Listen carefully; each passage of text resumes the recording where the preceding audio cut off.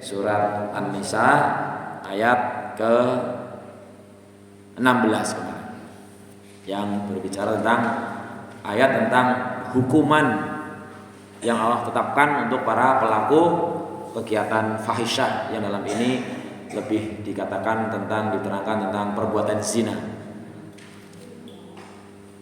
yang tentu dalam memahami ayat maupun hadis kita tidak bisa lepas dari ayat yang lain. Nanti ada apa yang disebut dengan munasabatul ayat bil ayah atau munasabatul ayat bil hadis, persesuaian atau jadi memahami sesuatu ya tidak bisa lepas dari yang lain, gampangnya seperti itu. Bahkan dalam tes petugas haji juga ditanyakan misalnya dalam hal istilah muwafaqah, karena sekarang oleh pemerintah sedang digencarkan tentang diantara materi tesnya adalah tentang moderasi beragama, artinya tentang pemahaman yang moderat, bukan moderasi agama, tapi dalam memahami, karena banyak peristiwa-peristiwa tentang hukum misalnya yang kadang-kadang peristiwanya sama tetapi ajaran agamanya tidak hanya satu, menjadikan ada keluasan. Sebagai contoh adalah tentang misalnya bacaan basmalah dalam sholat ketika periode jahar, yaitu subuh, maghrib dan isya. Kan banyak riwayat, ada yang dikeraskan, ada yang tidak. Kalau di Masjidil Haram imam-imamnya tidak mengeraskan bacaan basmalah dalam sholat, tetapi kalau orang itu taunya cuma satu, kadang-kadang nyalain lainnya. Lah nyoboboh makmum kaya kae lah, imamnya orang maca bismillah, alasannya begitu. Jadi imam yang membaca tidak keras bukan gak baca, bahasanya tidak dikeraskan, sehingga ketika ada komentar jamaah rika lah ngerti imamnya orang maca Fatihah, orang maca bismillah, salah pemahamannya. Atau nyoror makmum karo rika lah, rika orang maca basmalah, nggak maca Fatihah, itu enggak, ya janjane yang ngerti, tapi ada komentar nyoror makmum karo kae lah orang maca bismillah terus salat angger Fatihah. Lah nasi njenengan lunga kaji terus orang makmum. Karena di Mekah Madinah Imam Masjidil Haram, Masjid Nabawi tidak mengeraskan bacaan basmalah. Silakan dilihat di YouTube, kan banyak imam lagi Masjidil Haram baca Fatihah tidak bismillahnya keras gitu. Maka jangan sampai mengatakan tidak, imamnya tidak baca basmalah, cuma tidak dikeraskan gitu. Sementara ada yang memahamkan ya harus keras seperti itu. Ini kan menandakan keleluasaan, mau pilih yang mana silakan, yang Anda yakini yang lebih baik kayak gitu.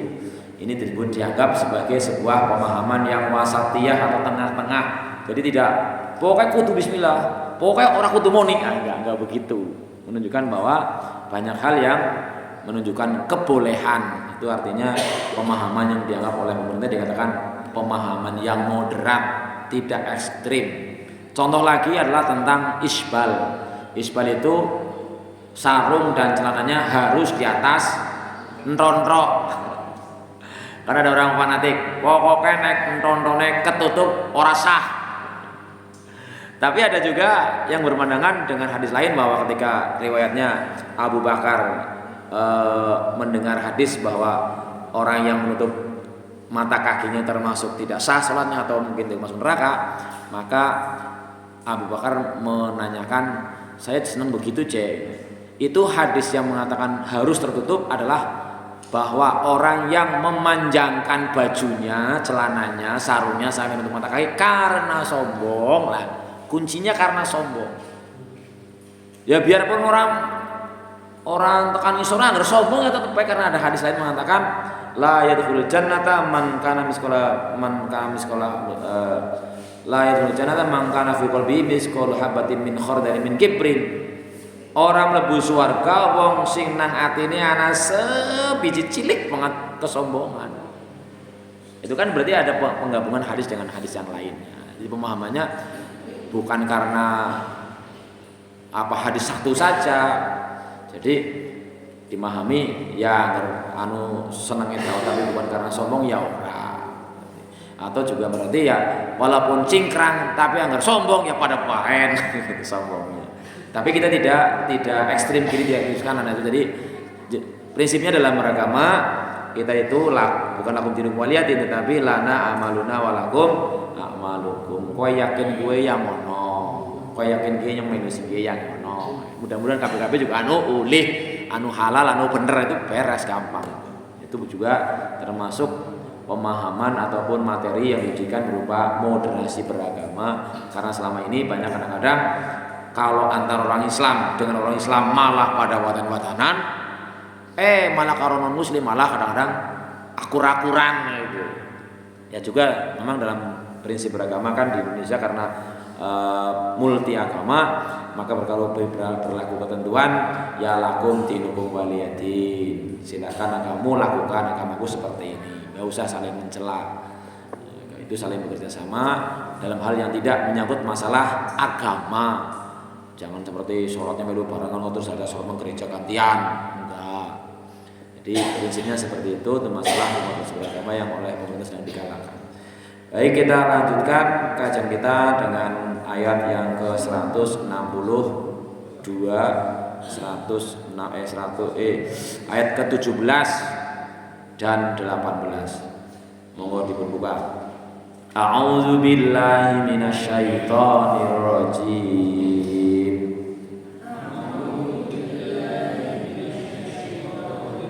Bismillahirrahmanirrahim.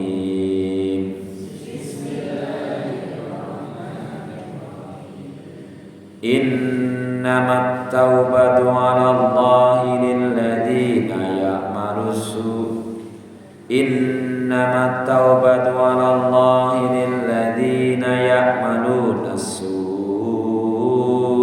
bijahalah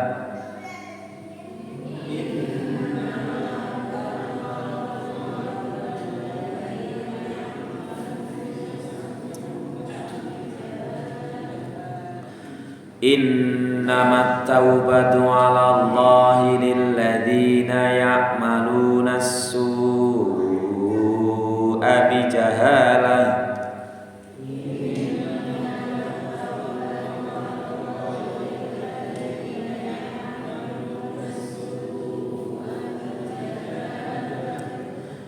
lilladzina ya'maluna as-su'a bijahalatin thumma yatubuna min qarib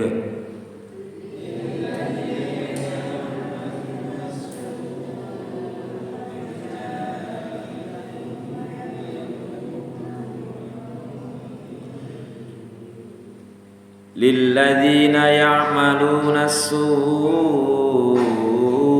bijahalatin thumma yatubuna min qarib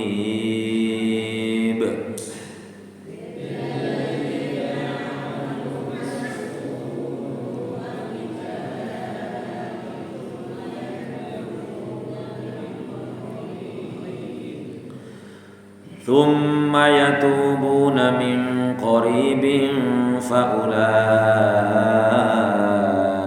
yatubullahu alaihim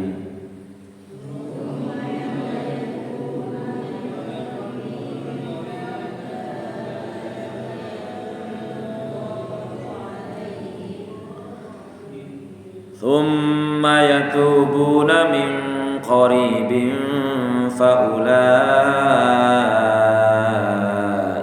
yatubullahu alaihim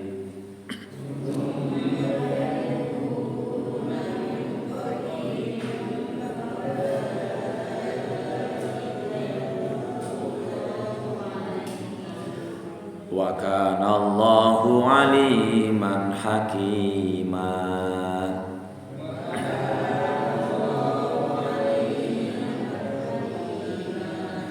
Wa kana Allahu aliman hakima.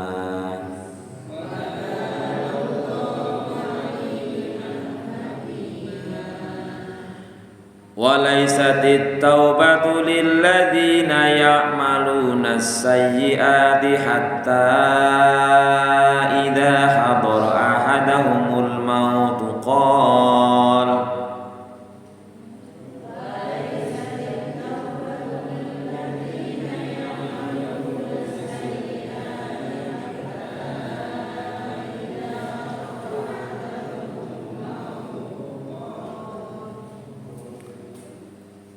Walaisatit taubatu lilladzina ya'maluna as-sayyi'ati hatta idza hadara ahadahumul mautu qala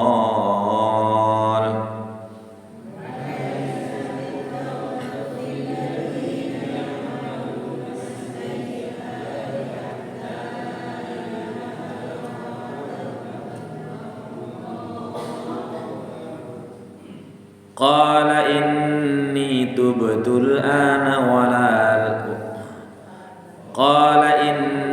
tubtul ana walal ladzina yamutuna wa hum kuffar.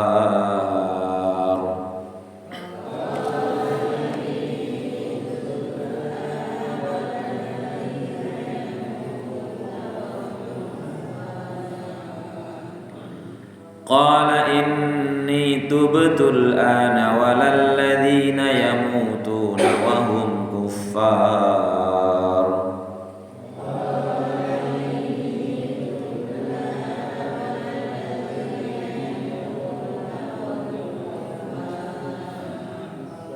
Ulaika a'tadna lahum 'adzaban alima.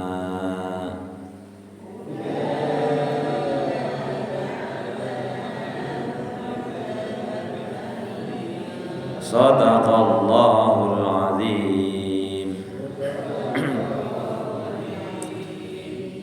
Kemarin ayat ke-16-nya ditutup tentang masalah pertaubatan. Fa in taba wa aslaha fa uridu anhuma innallaha kana tawwabar rahim. Ayat ini mengandung makna bahwa orang sebelum sakaratul maut, sebelum dia tahu akan mati, selalu ada kesempatan pintu taubat. Sehingga terhadap orang-orang yang secara lahiriah kelihatan salahnya, dosanya gede banget misalnya gitu, kita tidak boleh menghakimi. Misal ana wong ora tau salat, ora tau ngaji, ora tau sedekah, malah kerjane maksiat, minum keras, molimo dan sebagainya, ditakoni cara jenengan wong kaya kapre, wis wong kaya kowe ora bakalan diampurani. Itu kita nggak boleh memvonis seperti itu. Kenapa? Karena Allah Maha Penerima taubat. Siapa tahu bahwa sebelum ajal ternyata dia sempat tobat dan tobat diterima, oh bersih. Dulu kan ada cerita yang seseorang ingin bertaubat karena udah merasa bergelimang dosa, kemudian berkonsultasi kepada seorang ulama, kepada seorang kiai. Pak Kiai, numpang tanya, saya ini semua dosa udah saya lakukan, tapi saya kepengen taubat. Kira-kira taubat saya bisa terima apa enggak? Lah jare jawabannya, wong kaya kowe taubat ora bakalan. Tarik kiai itu dibunuh, manggenep aja jadi 100 orang yang dibunuh. Tapi kemudian orang itu katanya mendengar di tempat lain, cobalah aku pengen tanya. Ternyata belum sampai ke orang yang dituju, dia meninggal di tengah jalan. Jadi dia ingin bertobat, cuma ingin bertanya, konsultasi ternyata seperti itu. Maka ketika ajal menjemput di tengah jalan, riwayatnya malaikat bersilang pendapat. Ki kepriwe iki malah pernah malah ajaran tobat malah nambah mateni wong iki tambah dosa maning. Akhirnya malaikat dalam dialognya, jajal siki diukur kang jarak areng wong sing diparani karo sing mau dipateni atau ndi. Dianggap bahwa ternyata lebih dekat kepada yang akan diminta konsultasi, sehingga dia diceritakan istilahnya, oh berarti dia sungguh-sungguh dan sudah diterima taubatnya. Itu juga pelajaran pertama. Pelajaran kedua adalah bahwa sebesar apapun dosa kita, Allah itu selalu memberi kesempatan. Kita tidak boleh putus asa.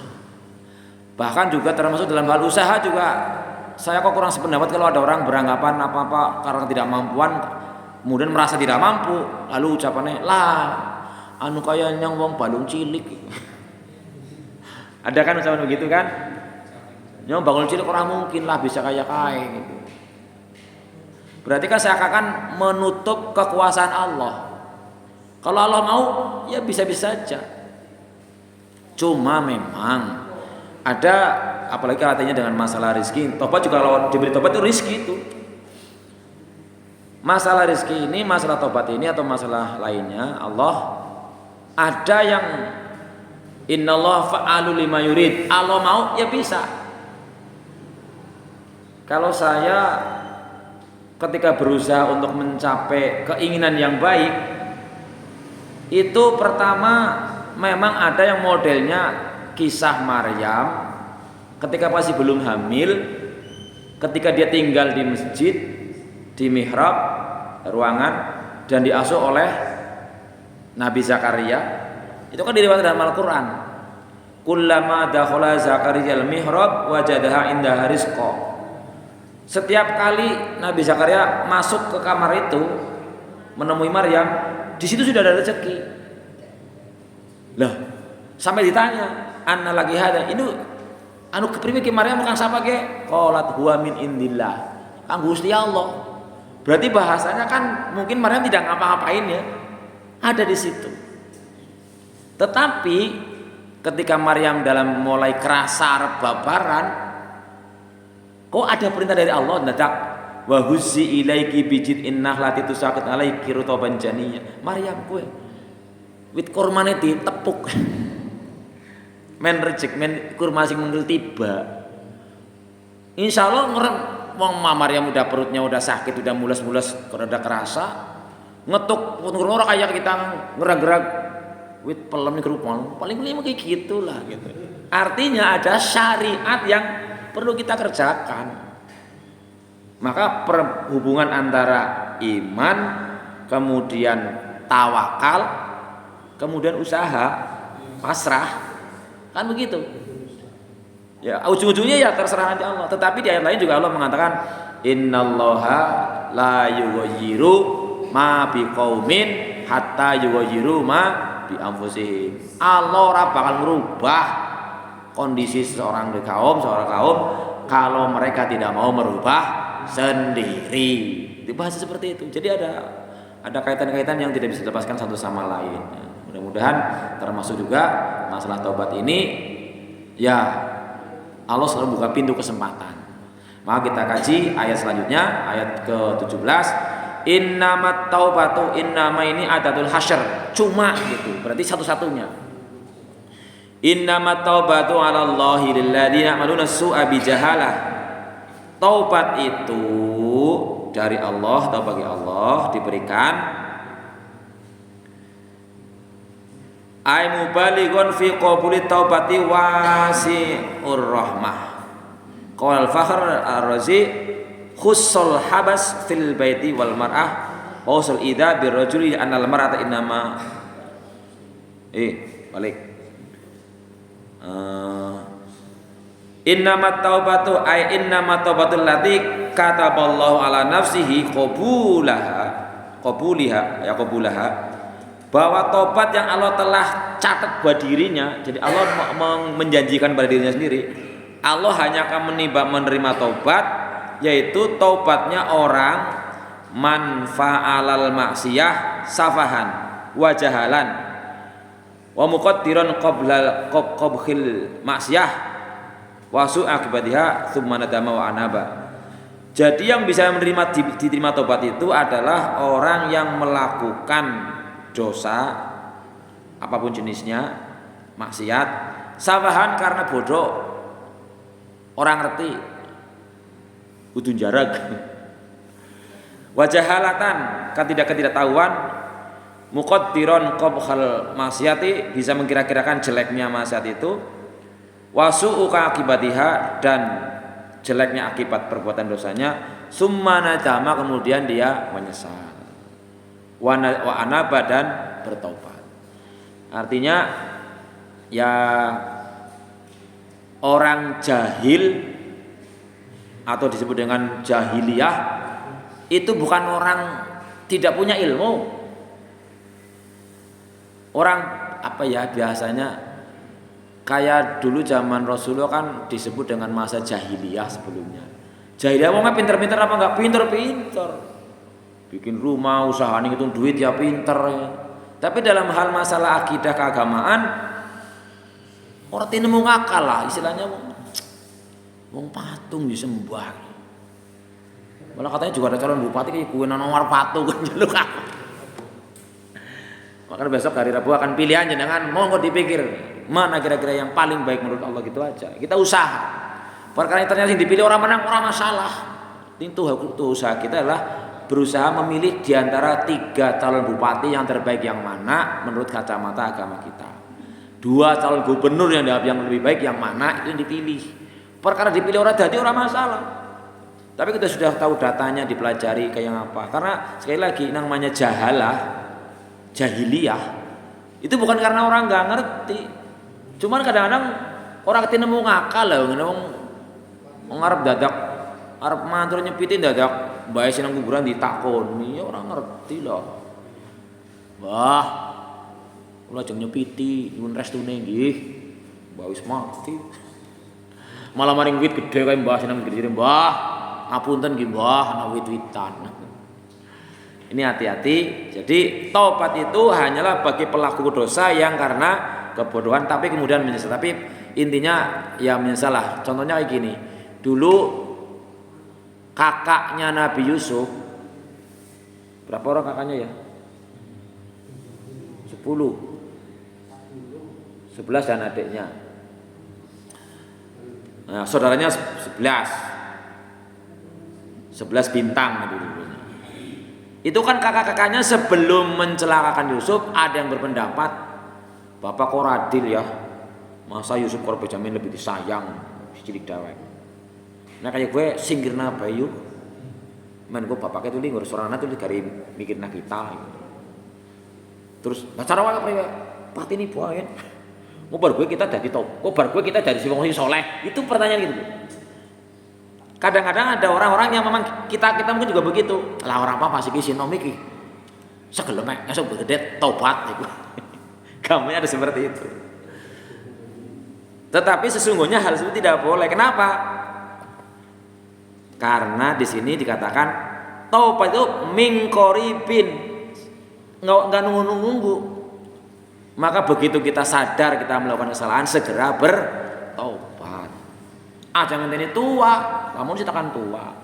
Makanya ada hadis ajilu bit taubati qoblal maut. Cepet-cepet. Jadi dalam hal ibadah yang diurus cepet-cepet paling enggak ada sejenis itu sholat dan taubat kon cepet. Kapan begitu? Kalau sholat begitu adzan ya cepet-cepet aja ngongkoan. Lamun sih tekan kok. Karena saya pernah melihat video sungguh-sungguh nih. Ada seorang ibu-ibu masih sangat muda, gendong anaknya, mau bayar di supermarket. Dia mau pergi ke supermarket, gendong bayi, berarti dia sehat harus berdigas lah. Meriang ngono sing ngapa-ngapa, gendong anak barang. Ternyata giok, anaknya dicekel nang kasire, bludak mati di situ. Oh, banyak lah. Biduan lagi nyanyi, nonton bludak mati. Pirang-pirang. Mangga petinju lagi, bal-balannya macam-macam. Angkat besi lagi, oh ini gludak mati. Politisi lagi pidato, oh gludak mati. Wong mati kita nggak ada yang tahu. Maka jangan terlalu GR. Mendingan kita merasa nyolah dalam ini kayaknya mati lu, terus persiapan daripada si ayam suwe. Makanya di sini dikatakan summa yatubuna min qarib. Kemudian mereka setelah melakukan kesalahan dan berdosa mengakui kesalahannya, menyesali terus bertobat kepada Allah. Kalau dosa yang kaitannya dengan Allah sangat mudah tobatnya. Cukup menyesal, minta ampun, berjanji tidak akan mengulangi, terus beramal baik untuk menutupinya. Tapi kalau dosa dengan antar manusia kan malah lebih ribet. Kudu di ngapurane wong sing disalahi. Malah lu gampang. Maka sampai ya ada ucapan ya ibadalladzina asrafu ala anfusihim la taqnatu mir rahmatillah. Hamba-hambaku sing pada kelebihan ngurusi awake kebangetan kepada kebangetan pinggir masjid ke rumah dan pengen orang gelem mangkat. Ya udah kebangetan itu. Taubatlah. Allah beri kesempatan untuk bertobat.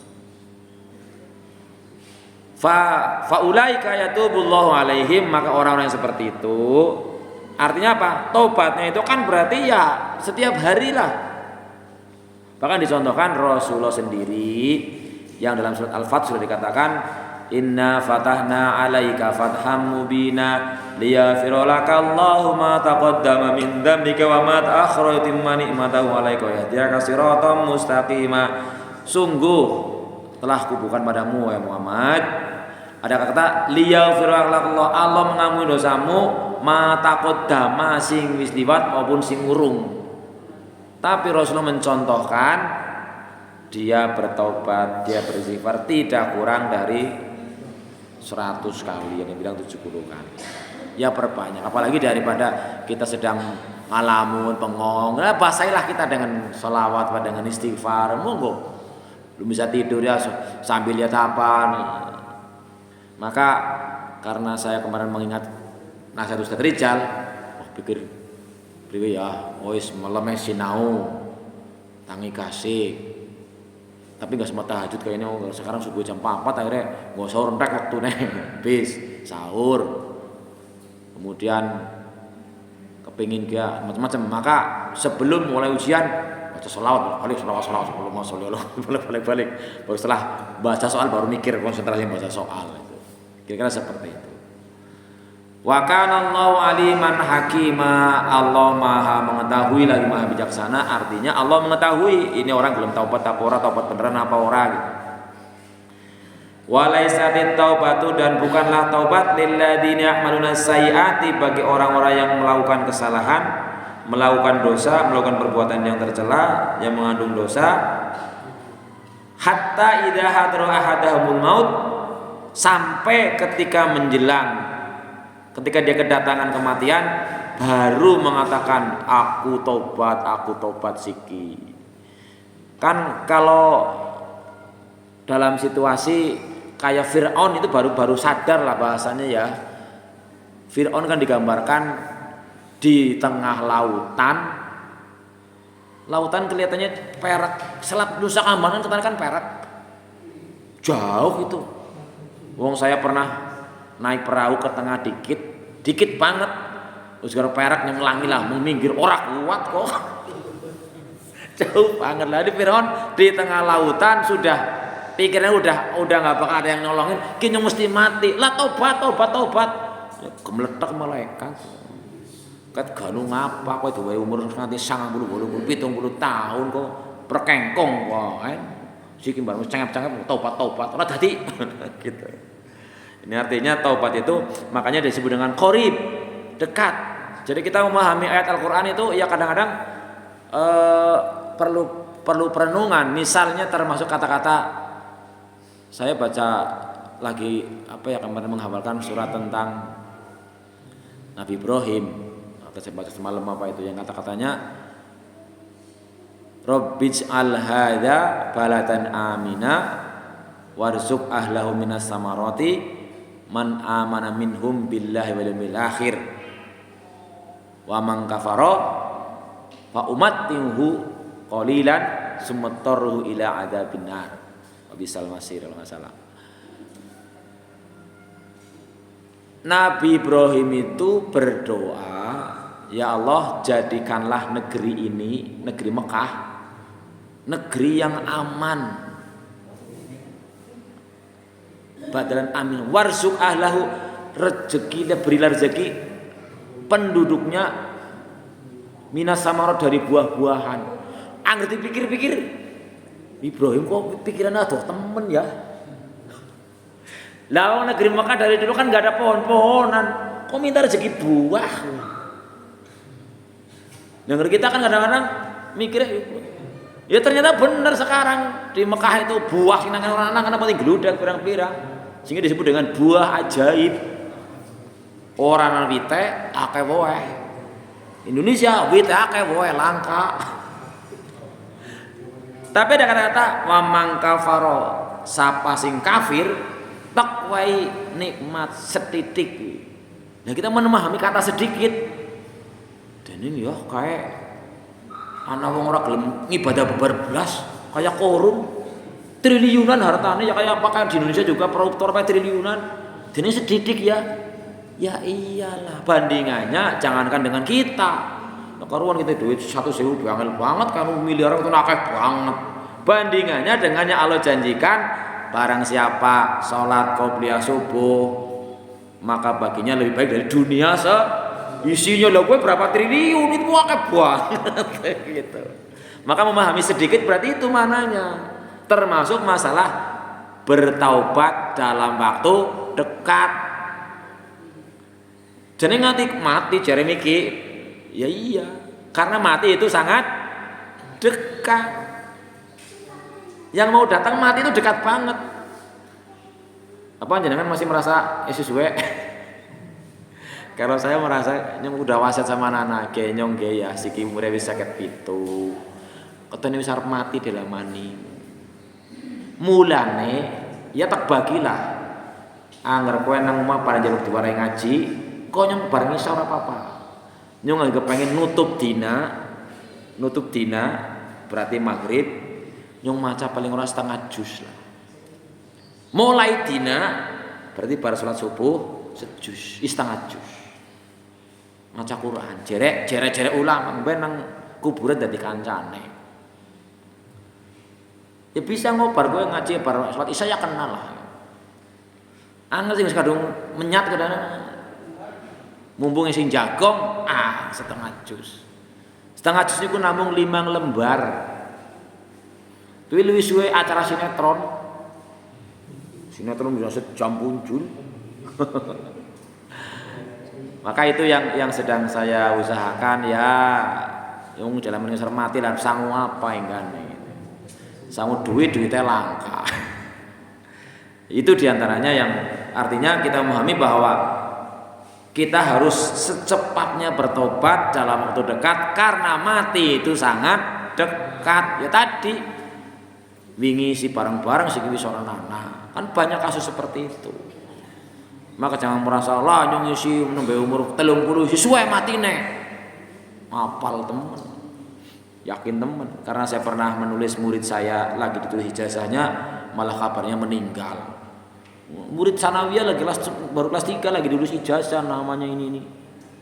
Berita lahyu Pak, ini anaknya meninggal. Ya wis sudah tertulis lah. Malaikat ora butuh ijazah. Itu seperti itu. Maka aturan summa yatubuna min qarib, segeralah bertobat. Maka ya monggolah diperbanyak. Jadi basaih, bahkan ada dulu kan masih ada riwayat, ingat enggak seorang jamaah masjid yang apa-apanya istighfar, masih ingat? Ada seseorang ngapa baru bismillah tapi istighfar. Macam makan ya apa busuk kelihatannya. Yang jelas ketahuannya adalah ketika dia ada seorang tamu bukain lawang ya astagfirullahaladzim, ngombe minum astagfirullahaladzim, apa astagfirullahaladzim, tamu nih gumun kaget. Jenengan kok apa istighfaran gue wis gue apa lo seket demian.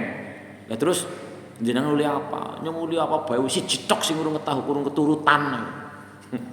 Nyong pengen banget ketemu karo sing jenenge Muhammad bin Hambal, pengen banget ya. Akhirnya ternyata orang tamune gue wallah demi Allah ge jelas ki nyong mengene gara-gara istighfarmu kowe. Ceritanya dia si Imam Ahmad bin Hambal apa ya tidur di masjid tapi dilarang karena masjid boleh tidur keluar terus sama jamaah nunggu bayi juga. Dia tuh tukang roti. Ya gue Imam Hamdalnya kaget. Ya kenapa kok jadi saya jadi kepengen mengonoh kan nggak ngerti gitu. Ini kan yang menggerakkan Allah. Maka ya terhadap sesuatu yang terjadi pertama kita harus meyakini memahami tidak ada yang terjadi apapun tanpa seizin. Bahkan orang mau bunuh diri saja kalau diizinkan orang mati gitu. Ya dilalaeh bahasa cara orang zamannya dilalaeh gitu. Tapi kalau Allah izinkan ya udah, tapi kan nggak boleh masalahnya. Sehingga terhadap orang yang berbuat dosa apapun jenisnya kita tidak boleh kemudian memvonis orang itu enggak mungkin bisa taubat dan sebagainya. Allah izinkannya mengapa tidak? Ya kita maka kalau Allah saja yang maha kuasa adalah maha penerima taubat, masa kita sombong teman orang gelem ngapurani wong liya. Kira-kira seperti itu, tidak bisa memahami, tidak bisa memaafkan kesalahan orang. Itu makna bahwa taubat itu aja ngenteni ngemben-ngemben karena mati itu sangat dekat. Terus juga kita pahami yang namanya mati angger nuru ajale ora nang ndi ya ora mati. Kita kan sering kepikir mau haji lah, mbok numpak motor mabur kok tiba mati. Nyong ora arep numpak sepur lah, mbok sepur tabrakan kok mati. Yang namanya mati, mau turun ya mati baik. Kalau belum waktunya ya nggak makan. Ya kita berusaha dalam arti bukan kita berusaha untuk mati, tapi berhati-hati tak iya. Tapi jangan bahasanya terlalu takut mati yang akibatnya tidak melakukan sebuah amalan-amalan kebaikan. Ya kita ada sarannya, ada berdoa, ada berusaha dan sebagainya. Naik kendaraannya ada doanya, kendaraannya udah dicek dan sebagainya, itu ada usaha-usaha. Tetapi Allah tidak mungkin mencabut nyawa seorang kalau belum waktunya ajalnya tiba kan gitu. Jadi sekali lagi taubat tidak akan Allah berikan kepada orang yang sudah menjelang ajal.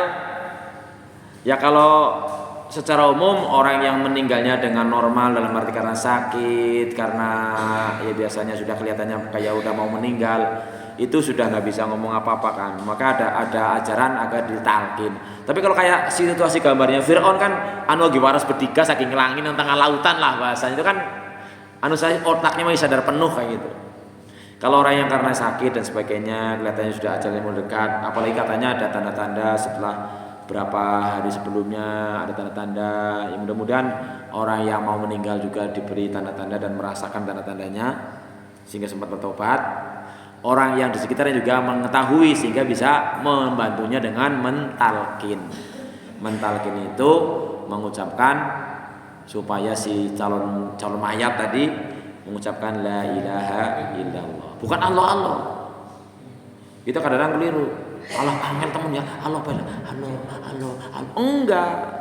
Ajaran Rasulullah itu la ilaha illallah. Jangan terlalu cepat dan di telinga kanannya diulang-ulang. La ilaha illallah. Terus jangan ayo Pak, ayo Bu. Jangan ayo. Jangan cuma Allah. Ini la ilaha illallah. Kalau sudah bisa ngucap mandek. Jangan la ilaha illallah ngomong alhamdulillah, alhamdulillah ora dadi, ngirokna alhamdulillah. Itu ada video di YouTube banyak lah ya tentang bagaimana cara mentalkin orang yang mau meninggal dunia. Mana tadi terusnya?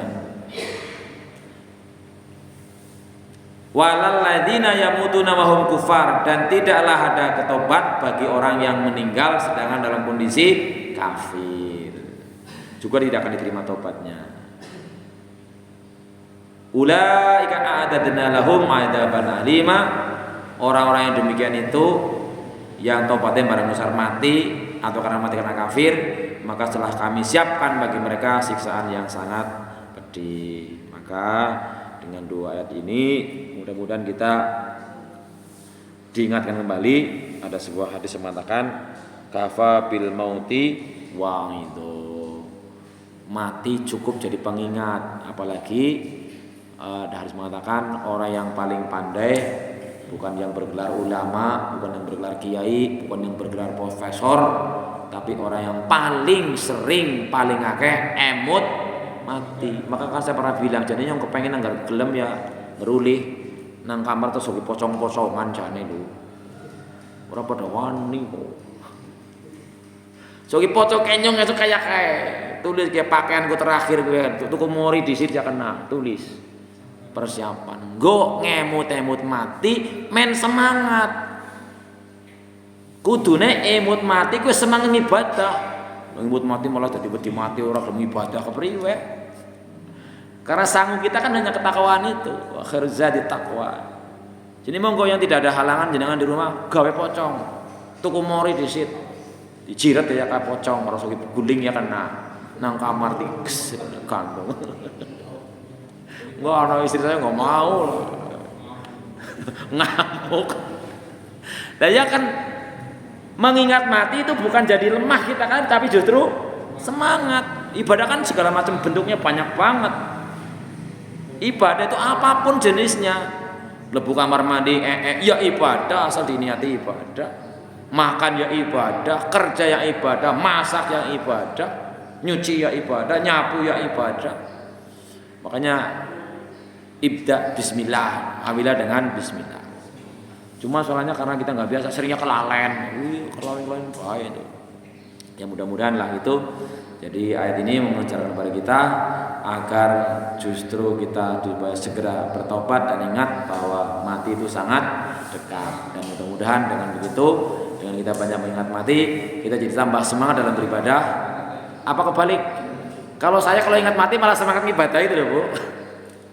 Apa tadi? Wedi. Kudune kan ya, begitu ingat mati, ingat nggak wasamu apa. Jadi kan semangat ibadah ya.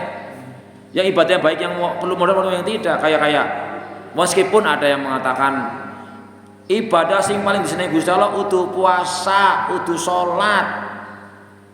Kowe nunggu kowe dewek. Ibadah sing paling disenengi kowe nyenengna wong liya. Tapi mananya bukan berarti wis nyeneng ora usah salat, ora usah puasa, nyenengna wong liya bae. Ya enggak bener lah.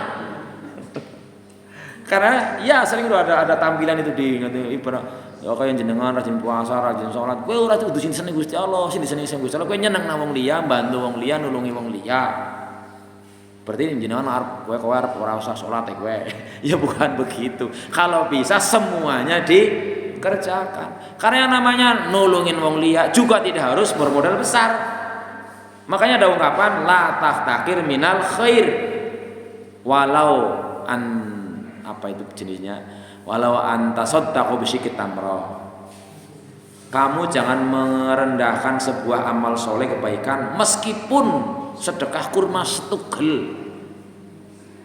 Jadi kadang-kadang kan nyong arep infak 500 lah isin. Tidak infak jadinya misalnya. Arep bantu orang, nyong arep bantu ngomong 5.000 perak lah isin. Anggur gede diumumna ngersisik orang usah termasuk gue kondangan gue jadi tulis lah sedidik anggur sing gede ditulis itu seperti itu. Maka kita memahami justru yang kecil itu barangkali itulah yang diterima. Kenapa? Karena paling ikhlas. Orang bilang gitu.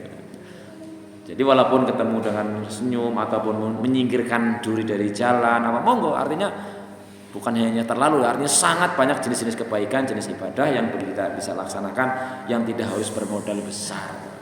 Ya mau yang bisa apa? Ya syukur-syukur karuan bagi orang yang menerima. Kalau sedekah yang paling bagus, yang paling besar bagi yang menerima. Bagi yang memberi belum tentu.